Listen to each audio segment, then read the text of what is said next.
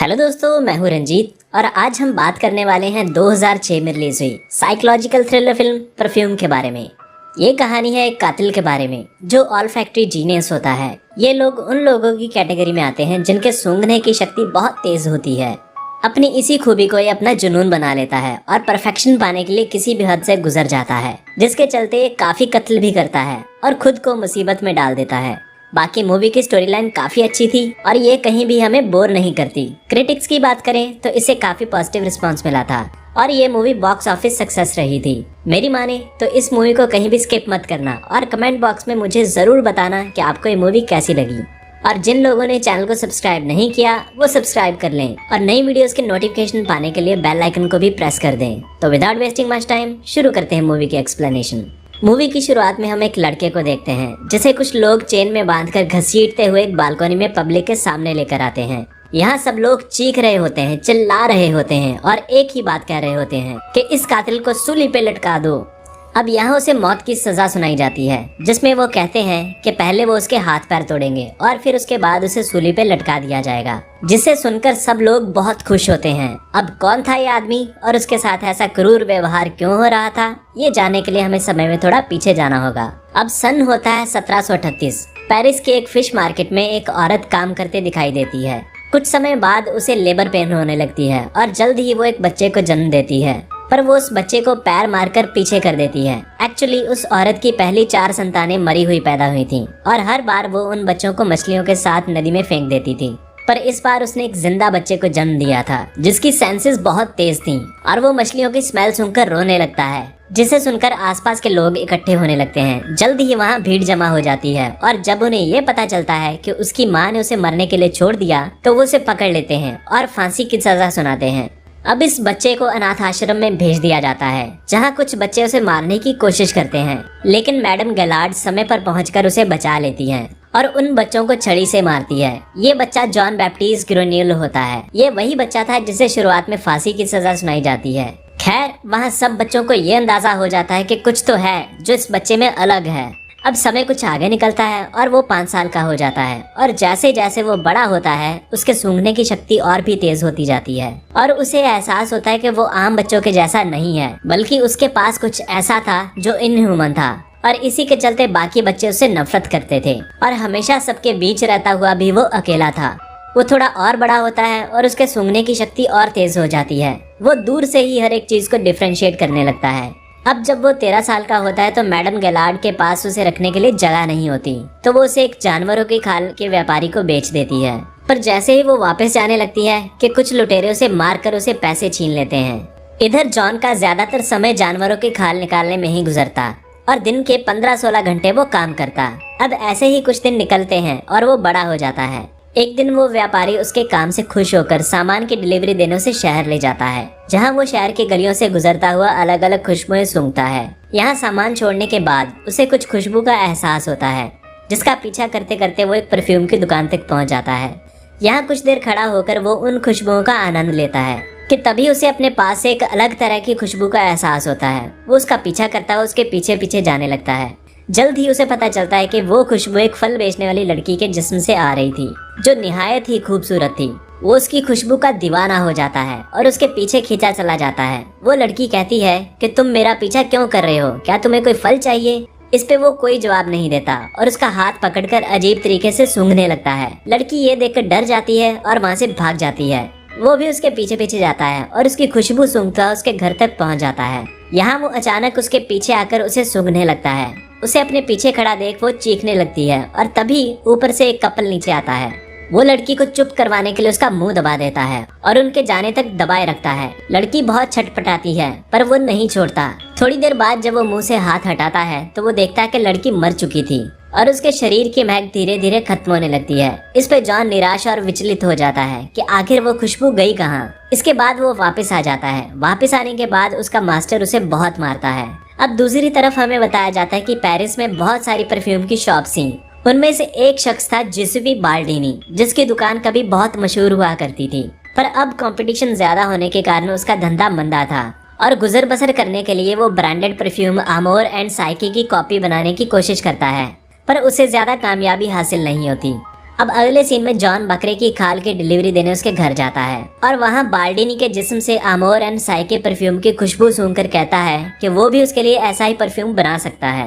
उसकी बात सुनकर बाल्डिनी हंसने लगता है, पर फिर भी वो उसे एक मौका देता है। जॉन अलग अलग परफ्यूम की शीशियां टेबल पे रखता है और कहता है कि उसे बनाने के लिए इन सब का इस्तेमाल होता है, पर बाल्डिनी कहता है कि परफ्यूम बनाने के लिए इन सब चीजों की कितनी मात्रा में इस्तेमाल करना है ये कोई जीनियस ही बता सकता है, और वो जीनियस तुम नहीं हो।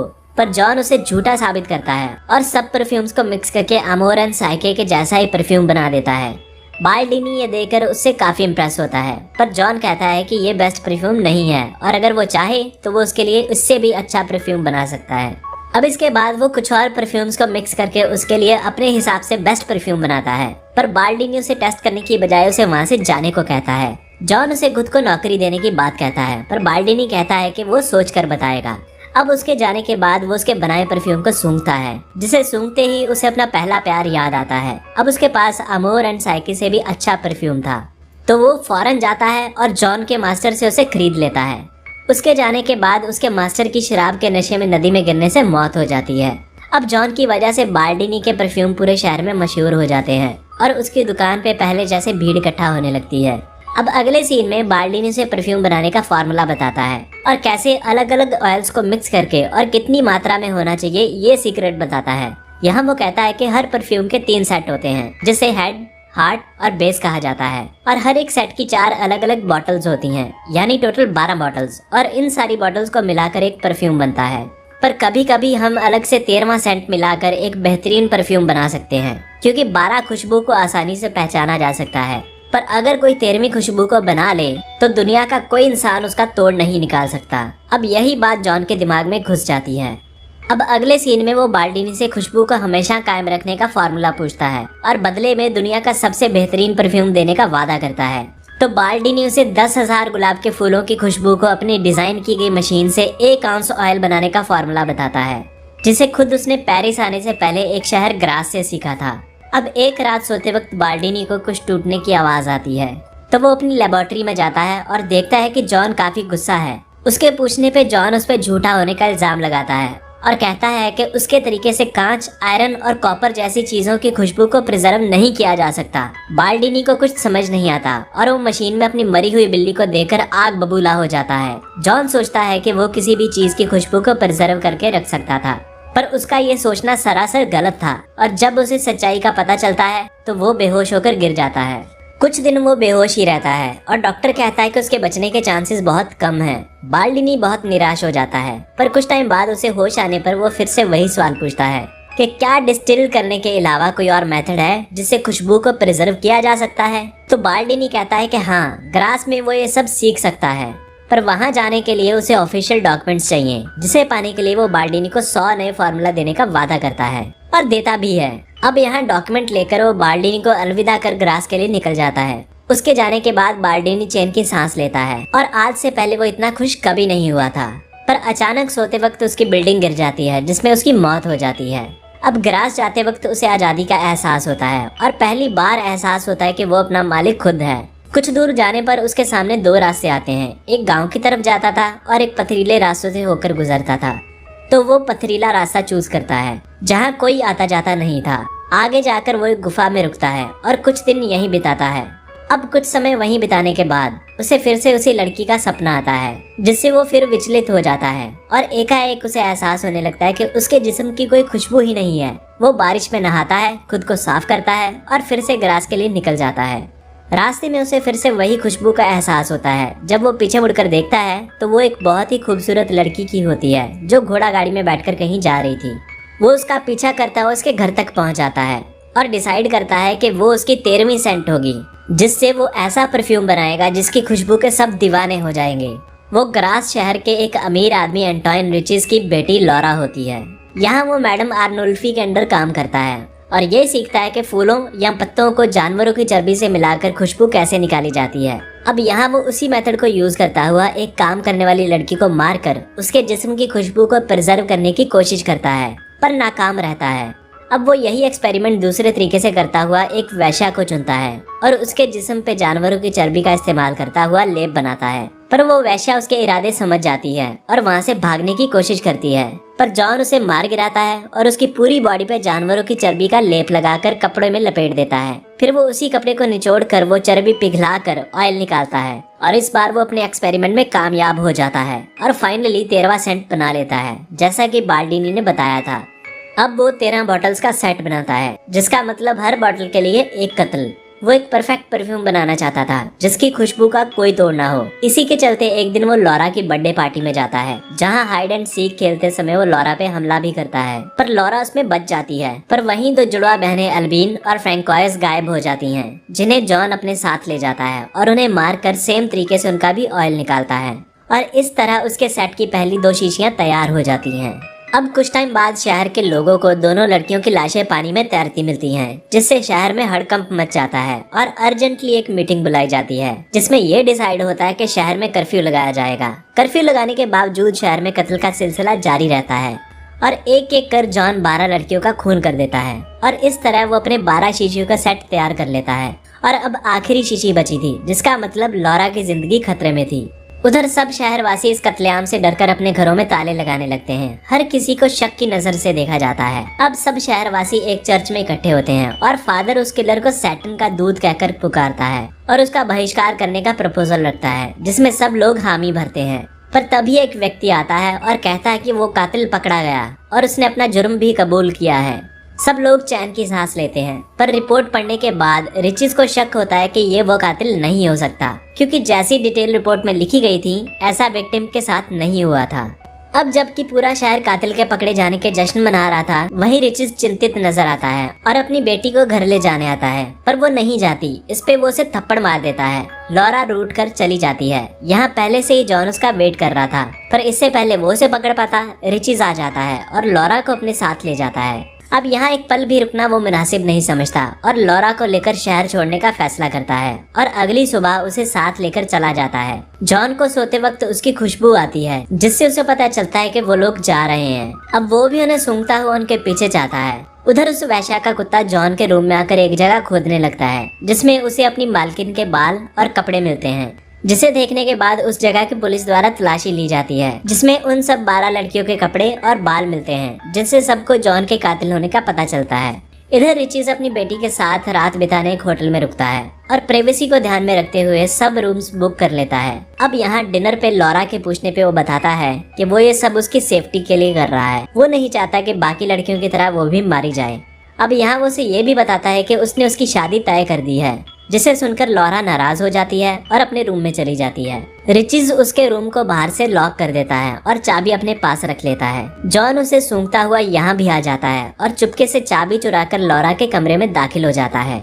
अब अगली सुबह रिचीज तैयार होकर बड़े कॉन्फिडेंस के साथ अपनी बेटी के रूम में जाता है, पर वहाँ उसे मरा हुआ देख बिलख बिलख कर रोने लगता है और यहाँ हमें पता चलता है कि जॉन ने उसे भी मार दिया था और फाइनली वो अपना 13वां सेंट बनाने में कामयाब हो जाता है और अब वो उन सब ऑयल्स को मिक्स करके एक परफेक्ट सेंट बनाता है। पर तभी कुछ सिपाही वहाँ आ जाते हैं और जॉन पकड़ा जाता है। उसे उल्टा लटका दिया जाता है और रिचीज उससे पूछता है कि आखिर क्यों उसने उसकी बेटी को मारा, पर जॉन सिर्फ एक ही जवाब देता है कि उसे उसकी जरूरत थी। अब अगले सीन में सब शहरवासी जॉन की मौत का तमाशा देखने एक चौराहे पे इकट्ठे होते हैं। जल्लाद के आने पे उसका तालियों से स्वागत किया जाता है। उधर हम देखते हैं कि पुलिस वाले जॉन को लेने आते हैं, जहां मौका पाकर जॉन परफ्यूम की शीशी का ढक्कन खोल देता है। यहाँ सब कुछ उलट हो जाता है। जो लोग उसे मारना चाहते थे, अब वो उसे किसी राजकुमार के जैसे कपड़े पहनाकर बड़े आदर से वहाँ लेकर आते हैं। उसके आने पे जल्लाद उसके सामने झुक जाता है और उसे इनोसेंट बताता है। अब यहाँ चौराहे पे आने के बाद वो परफ्यूम की कुछ बूंदे रुमाल पर डालकर हवा में लहराता है, जिसकी खुशबू सूंघने के बाद सब लोग मदहोश हो जाते हैं और कोई उसे इनोसेंट और कोई एंजल बताता है और सब लोग उसके सामने झुकने लगते हैं। अब वो बड़े कॉन्फिडेंस के साथ बाहें फैलाकर सबका अभिनंदन स्वीकार करता है और अंदर ही अंदर बहुत खुश होता है। इसके बाद वो रुमाल को जेब से निकालकर हवा में उछाल देता है, जो दूर भीड़ में जाकर गिरता है। रुमाल के गिरते ही सब लोग काबू से बाहर हो जाते हैं और सब कुछ भुलाकर कपड़े उतारने लगते हैं और एक दूसरे को किस करने लगते हैं। इवन के चर्च का फादर भी मदहोश होकर ये सब करने लगता है। ये सब देखकर उसे फिर से वही फल बेचने वाली लड़की की याद आती है। वो सोचता है कि काश अगर वो जिंदा होती तो वो उसे भी प्यार करता और उसकी महक को हमेशा संभाल कर रखता। ये सोचकर वो रोने लगता है कि तभी रिचीज तलवार लेकर उसे मारने आता है, पर उसके पास आते ही वो भी मदहोश हो जाता है और उसके सामने गिड़गिड़ाने लगता है। कुछ समय बाद जब उस परफ्यूम का असर खत्म होता है तो सब लोग एक एक कर होश में आने लगते हैं। होश में आने के बाद सबको हैंगओवर का एहसास होता है और खुद को ऐसी हालत में देखकर शर्म के मारे पानी पानी हो जाते हैं। इसके बाद डोमिनिक को बंदी बना लिया जाता है और चूंकि सारे कत्ल उसके घर में हुए थे तो उसके लिए उसे दोषी करार दिया जाता है और उसे फांसी पे लटका दिया जाता है और उसकी मौत के साथ इस केस को क्लोज कर दिया जाता है। इतने में जॉन वो शहर छोड़कर पेरिस के लिए रवाना हो जाता है और अभी उसके पास इतना परफ्यूम बचा था कि अगर वो चाहता तो सारी दुनिया पे राज कर सकता था। वो चाहता तो पोप को परफ्यूम से भरा लेटर लिख सकता था और खुद को मसीहा घोषित कर सकता था। उसके पास दुनिया की हर वो चीज होती जिसकी उसने कामना की थी, पर ये सब एक झूठ होता, एक छलावा। परफ्यूम उसके लिए सब कुछ कर सकता था, पर इससे कोई उसे सच्चा प्यार नहीं करता और ना ही वो किसी से सच्चा प्यार पा सकता था। अब यही सब सोचते सोचते 1766 की रात को पेरिस की उसी मछली मार्केट में पहुंच जाता है जहाँ उसका जन्म हुआ था। यहाँ पहुंचने के बाद वो बाकी बची परफ्यूम की शीशी को अपने सर पे डाल देता है। सेंट की खुशबू सूंघने के बाद वहाँ खड़े सब लोग मदहोश हो जाते हैं और जॉन को कोई एंजल समझकर उसे प्यार करने के लिए उस पर टूट पड़ते हैं। थोड़े ही समय में वो जॉन को कच्चा चबा जाते हैं और कुछ देर बाद जॉन का दुनिया से नामो निशान तक मिट जाता है। रह जाता है तो सिर्फ उसके कपड़े। अब अगली सुबह रोज की तरह वहाँ मछली बाजार लगता है। सब लोग अपने अपने कामों में बिजी हो जाते हैं और कुछ बच्चे जॉन के बचे कुछ कपड़े उठाकर भाग जाते हैं। लास्ट में उस बॉटल की एक आखिरी बूंद टपकती है और मूवी यहीं खत्म हो जाती है। अब ये मूवी देखने के बाद कुछ सवाल हमारे मन में आते हैं कि आखिर जब जॉन सारी दुनिया पे राज कर सकता था तो उसने अपने लिए मरना ही मुनासिब क्यों समझा, और जब डोमिनिक ने वो कत्ल किए ही नहीं थे तो उसने अपना जुर्म क्यों कबूला, और जॉन के जाने के बाद उसका प्रीवियस मालिक मर क्यों जाता था। अब अगर आपने एक्सप्लेनेशन ध्यान से देखी हो तो पहले सवाल का जवाब मैं पहले ही दे चुका हूँ। जैसा कि मैंने बताया कि अगर वो चाहता तो वो पूरी दुनिया जीत सकता था, पर वो जीत एक दिखावा होती, कुछ भी असली नहीं होता। उससे वो सबको अपने कदमों में झुका सकता था, पर कोई ऐसा नहीं ढूंढ पाता जो उसे सच्चा प्यार करता हो। और दूसरा, वो फल बेचने वाली लड़की की मौत उसके दिमाग पे गहरा असर छोड़ जाती है। अब जैसा कि हम जानते हैं वो बचपन से ही प्यार से वंचित रहा था और कभी उसे वो प्यार का एहसास ही नहीं हुआ, तो अगर वो दुनिया जीत भी चाहता तो उसके किसी काम की नहीं होती, इसीलिए उसने मरना वाजिब समझा। दूसरा, डोमिनिक को 14 घंटे टॉर्चर किया जाता है और यार उसके बदले अगर कोई भी इंसान होता तो वो भी कत्ल मान लेता जो उसने नहीं किए थे। और लास्ट में जॉन अपनी किस्मत लेकर पैदा हुआ था। जब तक कोई उसके साथ होता तो वो सुरक्षित रहता, पर जैसे ही कोई उससे मुंह मोड़ लेता या उसे अपनी जिंदगी से दूर कर देता तो उसका मरना तय था।